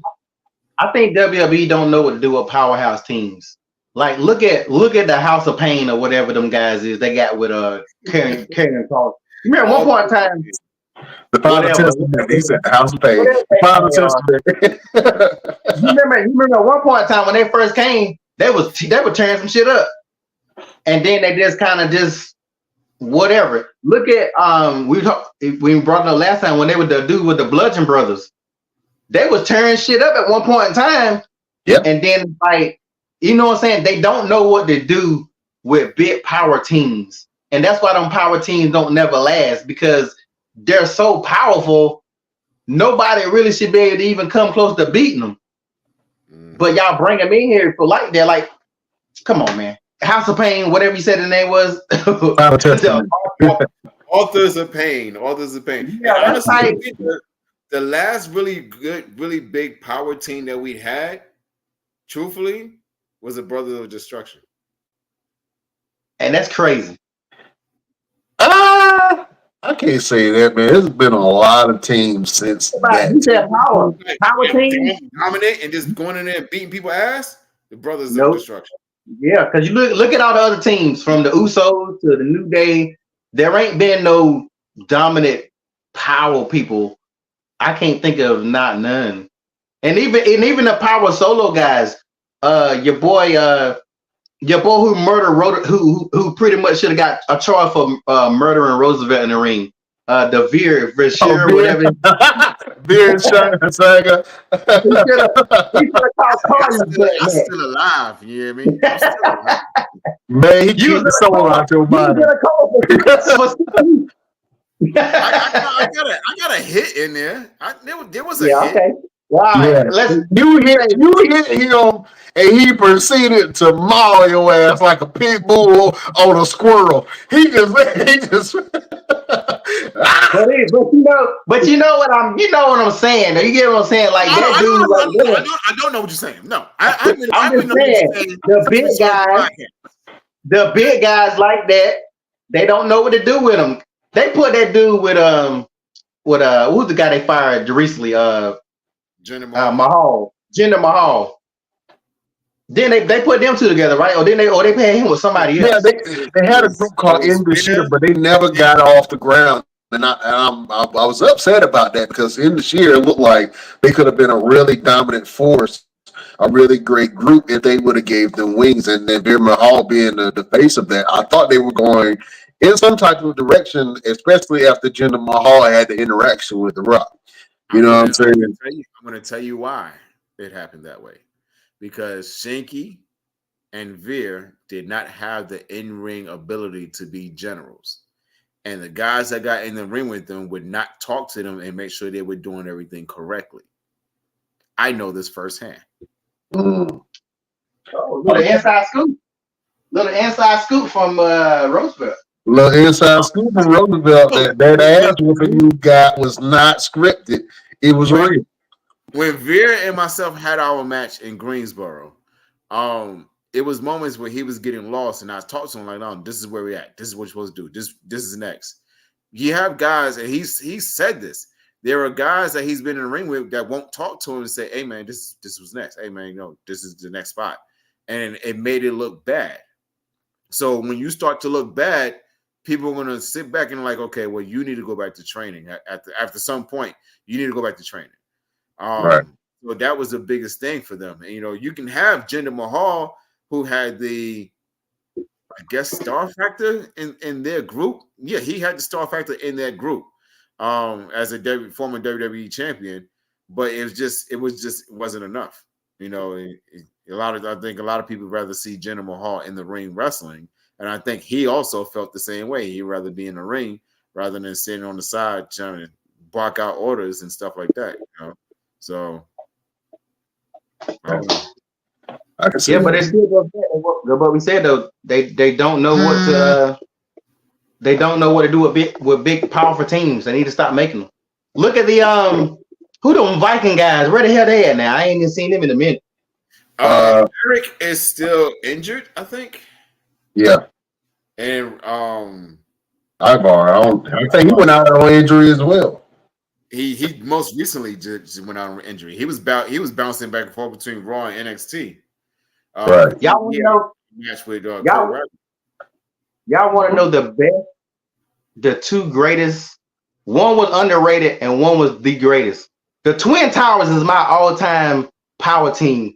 If you remember the Twin Towers, which was The Undertaker and them Sid, when they were the Twin Towers. Couldn't nobody stop them, mother. If you watch some of their matches, couldn't nobody stop them guys. That was like my favorite tag team. But another real good tag team that was big, but they weren't considered power, was Chuck Palumbo and your boy who died. Rosie. No, Chuck Palumbo was with and they were the WC champions before WCW ended. Fuck. Chuck Palumbo teammate. Oh, he died. I can't think of his name, but I know you. God dang, it's killing me because if you go back and watch them, matter of fact, yeah, because when they came during the invasion, they wrestled a little bit, but then they didn't really. Matter of fact, they wrestled Undertaker and Kane. Sean O'Hare. It was Sean O'Hare. When that tag team they had, those dudes were crazy because they was big guys, but they was real like they could jump around and do all that stuff. But like you don't have tag teams like that no more. All the tag teams now are either small or they mid size. So that's why they ain't got nothing to do with them boys right now because the Authors of Pain. Who can really stop them guys if they let them guys beat them guys? And I think that's the biggest issue is that you have a lot of these large guys, and on paper you put them in there with DIY, and it's like on paper this don't even look like you guys should be even standing in the ring with them. But then right. They beat them, and it's like, okay, well, what the hell do we do with your big asses now? Because you just lost to two smaller guys who for a long time wasn't even supposed to be on, be here because they were so small. So, yeah, I can understand that. I can definitely understand that. And like you say, they just don't know what to do with them. Make them fight. They need to follow. They need to do what they did with Brock. Remember that's how Brock came. Brock was killing people when he first got there. Like he beat the shit out of the Hardy Boys so many times. Like I'm telling you, I'm really not too long ago watching this. He beat the shit out of. They had to jump him. Brock was doing the boy so bad. But when Brock used to wrestle The Rock, it was because Brock was such a good wrestler. Maybe that's the difference. The Brock wrestling skills as a big man these other big guys don't have that ability like Brock had. Is that what it is? Maybe you gotta remember too. A lot of these guys are coming from other Emotions. other kinds of combat, like MMA. So a lot of them had to make that big transition and trying to learn how to move with their size and still make it make sense in terms of like the wrestling aspect. But then when you have the commentators constantly saying, yeah, you know, this guy, he was on the UFC and da da da, and he's one of the biggest boxers out in India and da da da. It's like, okay, that's what I want to see. I want to see him throw a punch, a really good punch, and knock somebody ass out. But when you throw a punch and the guy's still able to fight back, and say, okay, well, how good of a boxer were you? Right. Because you're in there with a wrestler, and you just punch him in the face, and he's just looking at you like, that take good. That's some good sauce right there, daddy. So, you know, like with me, whenever people ask me, you know, okay, the commentators say, okay, what's your background and what can we put over? I've done boxing, I've done MMA. Now, when I get in the ring, you're not going to see me throw a punch. I'll throw some forearms, but the minute I do throw that punch, you're going to sleep, and there's no getting back up from it, because it's got to make sense. If you're going to talk about what I've done and what I'm capable of doing, then when I do it, it has to make sense to where the other person is not going to be able to recover from it. All right, so I'm glad you said that, because I saw something the other day. I want to ask y'all. Your boy on Fatu, Jacob Fatu. Mm-hmm. A lot of people saying he does a lot of no sales to make him look stronger, but it hurts eventually when he gonna have to start losing. Like the move that I think he what's that move your boy? I don't like that dude anyway. The NXT guy put that move on and he just rolled back up like I think it was the last week. Last week it was Johnny Wrestling. DIY, Johnny Wrestling, yeah. Oh, He put that move on him and he turned around like, that's all you got, bitch. well, to that point, you got to remember, and we got to go back to the time of the Wild Samoans, when Samoans are known for having really hard heads, right? And he's a descendant of Umaga. So if he's going to take a shot to the head, he should no sell it, because that's what Samoans was known for. And he was going to be a new age Umaga. He has to portray that exact same character, and that's that exact same level of toughness. So anything that he takes to the head is gonna okay, well, whatever. There's no okay. So this guy. So when is he gonna beat Roman? Because Roman definitely can't beat him then. I don't know. It remains Hold to be up. seen. The blasphemy that just came from your lips. Hey, if we gonna keep it real, original tribal chief can beat everybody. I don't care if he's an uncle, cousin, brother, family member, play cousin. Don't you ever come out of your lips and disrespect the tribal chief like that. Let's remember. Continue. The Usos used to no sell blows to the head for the long time too. I don't care about if a wrestler does a no sell if it makes sense, and I think that's what you're talking about, Roosevelt. That's why I kind of don't really watch a lot of AEW, because it's a lot of no selling. Also, it's no sell. Yeah, it's too much. It's too much. No sell. Like some of the stuff that I see there, I'm like, bro, you could have made that look so much better if you would have just paused for a second and act like it stunned you a little bit. So the no selling makes sense when it's trying to tell the story of a character or something about that person. But if every match is no sell, then I can't watch it, because I'm like, it's don't make sense. The no sales gotta make sense. And for that spot with Jacob Fatu, it makes sense, because he was already in the process of destroying everybody. You know what I'm saying? So that it made sense in that standpoint. But if the whole match is no sell, then I can't get down with it, because I'm like, what am I watching? You know what I'm saying? That's why the storyline is so important. And fellas, I want to talk about one more match, and for AEW All In. I know we had a lot to talk about, and we're over time right now, but I want to get your thoughts on Mercedes Moné, and how do you think that she's doing right now currently? She had a match on All In with Dr. Britt Baker. That match, the clips that I seen from that match were not great. It wasn't that great. Mercedes Moné had to carry Britt Baker a little bit, which is weird because Britt Baker can really go in the ring. And it just made both of them look weak. And I'm not sure if a lot of people are buying the CEO character of Mercedes Moné, and a lot of people see it as kind of annoying now. I'm happy that she's where she is and that she's been able to have the level of success that she's had since she's went to AEW. But I want to get your guys' real-time comments on how you think Mercedes Moné is doing and if she's making an impact on the AEW women's roster. Let me go LP. I think she gets a little hell thrown at her, to be honest. I think she brings some of that to herself because she does has that aura, that cockiness, that I'm the best thing smoking up in here. Where she's not necessarily, I'm not saying she's necessarily not bringing stuff there. I think it's just gonna take time. I think it's just gonna take time to gel over there. Because we all know eventually she's going back to WWE. She's going back to WWE within 2 years. I promise you, she's going back.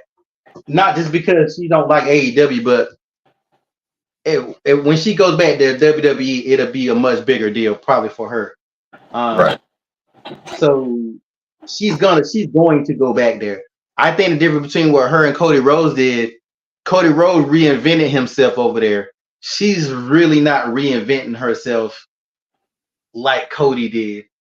So it don't hit the same because she was a mega star before she left and Cody wasn't a mega star before he left. So that's why I think the difference is. I think people look at it the same because of her star level, but you can't because I don't know. I just really think it's going to take time for her to get to where she needs to be. Her time is up. Her time is up. She's been doing it for so long, and she's not living up to her promise. She said she was going to elevate the women's division and the locker room, and she's not doing it. So you came in there saying what you was going to do for the women's division, and you're not doing it. So at this point, it's like, is it really everyone else, or are you not as good as you keep telling? You keep trying to force feed everyone to believe. You're force feeding us to believe that you're as good as you are, but there's nothing to show for it. You got a title, that's it, and a big paycheck. She's the boss. Remember that. It's boss time. When she come back and Michael Cole be like, "It's boss time," you're gonna wet your drawers. Bend over, slow, stupid. That's what a boss means. Bend over, slow, stupid. So stupid. Oh man. Well, fellas, look, we went over time. It's been a great show. Thank you guys for being on here, man. Let everybody know what you guys are going on and where can they find you. LPZ. You can find me on Instagram on One Click Photography Shoots. You'll see everything that got going on. I actually been making this helmet the whole time we've been on this show because I gotta try to get this shit done. So but yeah, I'm always making stuff, photo shoots, everything you can find out right there on my page. Oh man, so go check out One Click Photography Shoots and see everything that LP got going on. Roosevelt, I like to fight. Let people know what you got going on and where can they find you. Oh, you already know. Enjoy my Instagram, Roosevelt the Fighter. Go to my TikTok, official _ Mr. Everything. I still have not changed that. I need to change that because doesn't fit anymore. But I'm still. You already know I'm wrestling every week. This weekend I'm off, so I'm doing some much needed family time with my lady. Love. It's fat.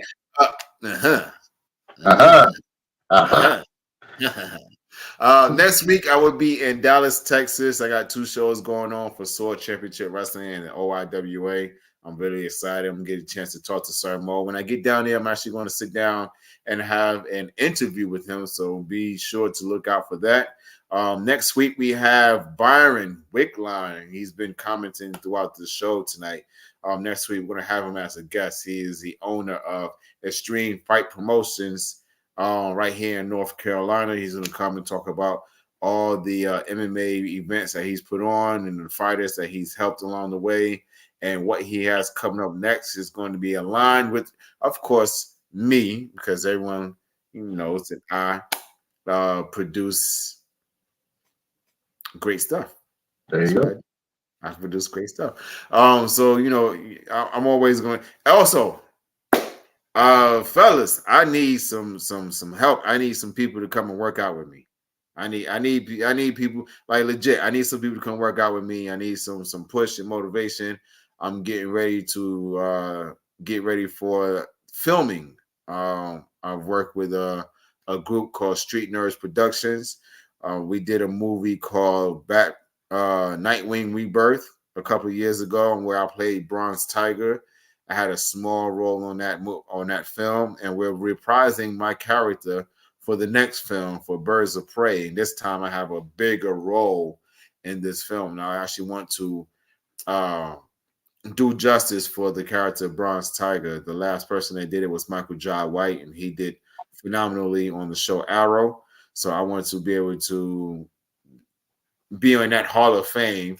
Is what we've been talking about, as people who have brought the character to life and really did it justice. So if anybody wants to come and join me in the gym and keep telling me, keep going, I'm just trying to tone up and get a little stack a little couple of muscles here and there, just to make that character really stand out in the biggest way. So that's another thing that I have going on as well, ladies and gentlemen. Oh man, we can do some workout classes, make it happen. You know what I'm saying? Get that Bronze Tiger workout in. You know what I'm saying? Online. So if you want to check out Roosevelt, if you need some good workings out, if you want a fitness plan, whatever services that Roosevelt got going on, go check him out, and go check out his Tubi movies. You know what I'm saying? You can go to Tubi and you can check out all of Roosevelt's good old Tubi movies. Wait, stop. Talk about Tubi movies. Where is Brother Tomor 2? You left us at a cliffhanger. What the hell? When are we getting that second part, man? So we're working on it. We're in the script writing portion right now. And y'all ain't even in production yet. We got another couple years. Y'all not even in the production phase yet. It takes money, man. Hey, you look, all these productions you putting on, give us some money. Give us some money. We can get started tomorrow. Man. Hey, I ain't got that kind. Brian Renegade got the bread now. We're working on the script. We're working on getting the casting put together. We just finished a mental health movie. So we're working on trying to get that finalized and get that put out there. And we're also working on a wrestling movie as well. So, man, it's a lot of stuff we're working with Victorious Films. So just be on the lookout with that. Also, if you are in need of someone to do some tutoring, I'm offering tutoring services for biology, biochemistry, and mathematics. Yes, I know my stuff. Not this generation of math. Boy, yes, all of it. All I do is play. I looked at my son's homework the other day. He asked me, I looked at my son's homework. I'm like, this is rocket science. I don't recognize it. This is Chinese arithmetic. I don't know what this is. This is ancient Sumerian math. Why are you doing this? What is this about? Like you're looking at the Mayan calendar, won't you? Yeah, bro. I legit thought I was looking at Aztec math. I didn't know none of the symbols. I was like, why are they 2 + 2 used to be 4 and now it's 27. I don't know how you got that number, but yeah. But if you need some tutoring services or if you need some Tubi movies, go check out Roosevelt and everything that he got going on. My name is Bryan Renegade. You can check me out on all my platforms at Bryan Renegade and check me out. I'm actually about to start doing some more food reviews. It's been a while. I know y'all been warned that, so I got some more cooking videos that's about to come out, and some more restaurant reviews, and some tours of some factories that you guys can check out. Some great videos and great content. So go check me out at Bryan Renegade. If you're in Eastern North Carolina and you need just a little bit of help or somebody to talk to, you can check out straightwalknc.com, and you can talk to a live therapist. Go over there. You can get some help if you have drug and alcohol issues, or you need to do some rehab, and we can point you to some great resources that we can provide some great services for you. So go check out straightwalknc.com. And if you are on your social medias, man, you can check out all of our social media pages. We got a page for every platform that's out there. So if you have an opportunity, go check out our Instagram at the Best Damn Wrestling Podcast. We got a Facebook group. You can go check out our Facebook group at Best Damn Wrestling Podcast. We got a Facebook page. You can go check out our page at the BD Wrestling Podcast. We got a page on X, or Twitter as it was formerly called, at the Best Damn Crew. You can go to our Twitch, the Best Damn Wrestling Podcast. And we even got a TikTok. You can visit our TikTok while it's still ticking and talking at Best Damn Wrestling Crew. And go to our damn store. www.bestdamnwrestlingstore.com. Get you a shirt, get you a mug, get you all kind of goodies for your pleasure. So go to our store, www.bestdamnwrestlingstore, and get you a damn shirt. Damn it. He said it. Damn it. Oh, man. Ladies and gentlemen, thank you for joining us on all of your apparatuses and platforms that you are checking us out on. Fellas, we do a final word on this show. I can't leave without us doing a final word. A word of motivation, a word to get people through their weeks. So, Roosevelt, do you have a final word for your beautiful subjects? Yes. The only way for you to make things happen is self-discipline. Self-discipline is your biggest factor for things to happen. So many times where we have situations come up or goals that we want to meet, and we get discouraged and we kind of fall back and say, well, maybe this is not for me. Maybe this is not what I should be doing. Maybe it's not in the cards, but if you have the self-discipline to get your ass up and go do it, it'll happen. So self-discipline is your key to success. That is my final word for the Best Damn Wrestling Nation.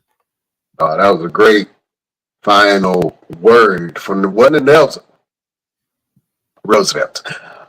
LPZ, the dawn of the Best Damn Wrestling Podcast. Do you have a final word for your beautiful subjects? I'll just say that the only way you can fail at something is to quit. So if you and you start doing it, no matter if people say you too old, people say you should give up, people say you're never gonna make it. The only way you truly fail is if you decide to quit. Other than that, just keep on pushing. I was glad when you have a word of when I'm getting signed. You predict everything else except when I'm getting signed. What's going on, man? I told you to cuss John Cena out. You doing that nice John Cena stuff. Now as you did all that talking, now it's time to start calling him out. Be like, look, you punk ass, fake ass, rapping son of a bitch. Because that's what you need to do. You bad movie making bastard. You want to see me in the ring? Bring your punk ass. I can see you, bitch. I can see you. I'm the only one who can see you, bitch. Like, get the talking that trash to John Cena, and that's gonna be your match. Oh, my heart. For those who don't know what LP is talking about, I've been challenging John Cena for the last couple of weeks to his match because he said next year is going to be the final year that he is going to wrestle in the WWE or any company for that matter. And he said, whoever wants some, better hurry up, come get some. And I want some. Like LP said, bitch. Yeah. He came in that ruthless aggression. He wanted to see some ruthless aggression. You ball spot having motherfucker. You want some of me? That's what you need to start telling his ass. You ain't no fucking Marine. You want to be a Marine, bitch? Come over here and get in the same ring. Oh my God. That's what you got to do. I got you. And Batista is a better actor than you punk. You got to go off. You got to go off to get this attention, Roosevelt. Oh, you got me crying over here, LP. Maker. Oh man, you bad movie making bitch. Dang, you went in on John Cena, man. I'm gonna call his ass out and tell you in. I'm gonna start talking my trash. I'm gonna get your match.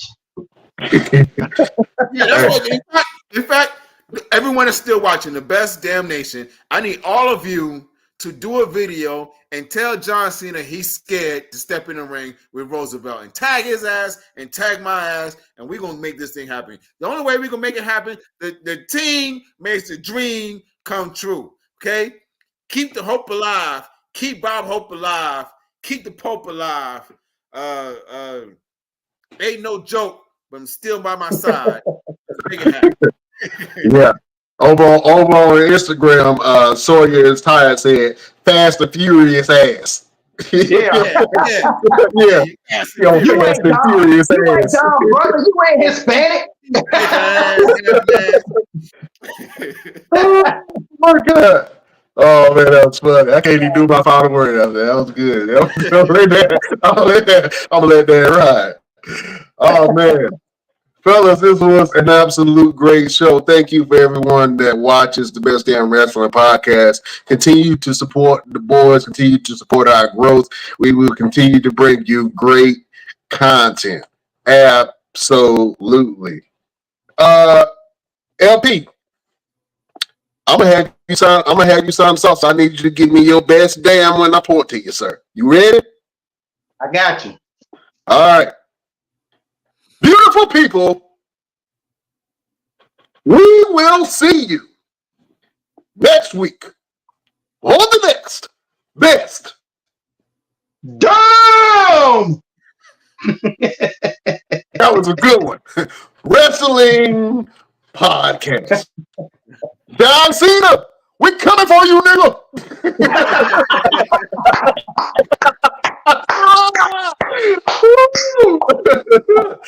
Oh man, we love y'all like play cousins. We bid you adieu.